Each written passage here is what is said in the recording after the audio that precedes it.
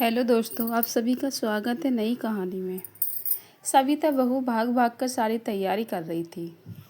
तभी किसी ने पीछे से कंधे पर हाथ रखा। बहू बहुत जल्दी है मैके सविता जाने ने की। पलट कर देखा तो उसकी सास धनवती जी खड़ी थी। हाँ माँ जी, बड़ी मुश्किल से तो यह समय आया है जब मुझे अपने घर जाने का मौका मिल रहा है। आपको तो पता ही है, घर गृहस्थी से छुट्टी नहीं मिलती। आज आपके बेटे ने मुझ पर एक हफ्ते की छुट्टी दी है। न जाने आज उन्हें मुझ पर कैसे तरस आ गया, सविता ने चौंकते हुए कहा।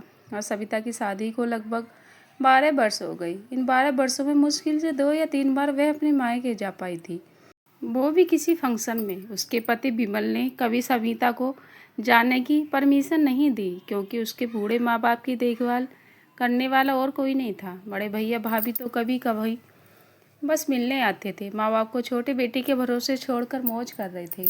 सविता को इससे कोई परेशानी नहीं थी, क्योंकि उसे सास ससुर से बहू चाहते थे। सविता भी पता नहीं कब बहू बेटी बन गई, उसे पता ही नहीं चला। दिन भर काम में व्यस्त रहती थी। सास ससुर की एक एक चीज़ का ध्यान रखना, जहाँ तक कि वे अपने ससुर जी को कभी कभी डांट भी देती तो वे चुपचाप कभी मीठा खाने की कोशिश करते।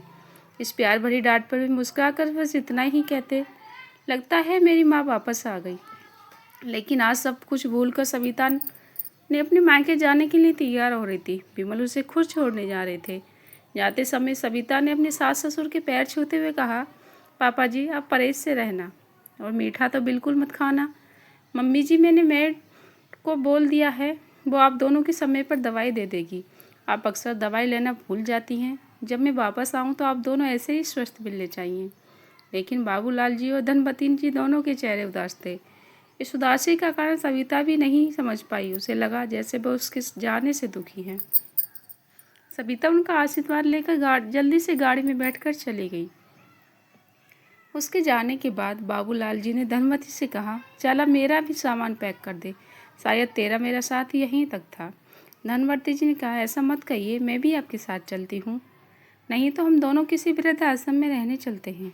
बाबूलाल जी ने अपने दर्द को सहलाते हुए कहा, नहीं धनवती, तू भी यहाँ नहीं रहेगी तो सविता परेशान हो जाएगी, मैं ही चला जाता हूँ। कुछ दिन से उनके बड़े बेटे सुरेश और विमल में बहस चल रही थी। विमल चाहता था कि माँ बाप की जिम्मेदारी वे भी उठाएं, लेकिन सुरेश नहीं मान रहा था। तभी दोनों मिलकर समझौता किया कि पापा को सुरेश रखेगा और माँ को विमल। लेकिन सविता के रहते ये संभव नहीं था, इसलिए विमल ने बहाने से सविता को उनके मैके भेजा था। अगले ही दिन सुरेश अपने पिता को लेकर आ गया। धनवती जी का रो रो कर बुरा हाल था। दुखी मन से बाबूलाल जी सुरेश के साथ चले गए। धनवती जी को लगने लगा जैसे उनकी जिंदगी का मकसद खत्म हो गया। वे चुपचाप अपना कमरा बंद करके बैठी रहती थी, न खाने की शुद्ध दवाई की। उधर यही हाल बाबूलाल जी का भी था। एक दिन विमल ने सविता को फ़ोन किया, सविता मम्मी की तबीयत ठीक नहीं है, तुम जल्दी से आ जाओ, उन्हें अस्पताल में एडमिट किया है। सविता जल्दी से अस्पताल पहुंची। माँ जी, क्या हो गया आपको? डॉक्टर साहब, ये तो अच्छी भली थी, इन्हें खाना पीना छोड़ दिया था, जहाँ तक कि दवाई भी नहीं ली है, करीबन 3 दिन से कुछ नहीं खाया है। डॉक्टर की बात सुनकर सविता माँ जी की ओर देखकर बोली, क्या हुआ माँ जी, ये सब क्या है? कोई बात हुई है, मुझे बताइए। सब बेटी, तू कब बहू से बेटी बन गई पता नहीं चला। तूने हमारा बहुत ध्यान रखा। बस एक उपकार कर दे, अपने ससुर का ध्यान रखना।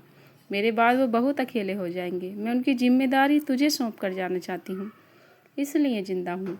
सविता इससे पहले कुछ समझ पाती, धनवती जी की गर्दन एक और लुढ़क गई। सविता और विमल जब माँ को लेकर घर पहुँचे तो देखा बाबूजी सुरेश की गाड़ी से उतर रहे थे। सविता सब समझ गई। उसने गुस्से से अपने पति विमल को देखा और बोली, जो पाप आपने किया उसका प्रायश्चित तो मैं भी नहीं कर सकती। इतना बड़ा धोखा मुझसे और अपने माता पिता से, इतनी नफरत। हे भगवान, अब हमें कौन बचाएगा? माँ का तो आपने दिल दुखाया है, इसका प्रायश्चित करने के लिए आपको न जाने कितने जन्म लेने होंगे। विमल बस फूट फूट कर रो रहा था, मुझे क्या पता था ये सब हो जाएगा। इधर बाबूलाल जी गुस्से गुमसुम से बैठे थे। वे न रो रहे थे न किसी से बात कर रहे थे। सविता ने जाकर उन्हें संभाला तो वो बोले, बेटी, मेरा आशीर्वाद हमेशा तेरे साथ रहेगा, बस अब मैं जी नहीं पाऊंगा। ये कहकर वे सविता की गोद में लुढ़क गई।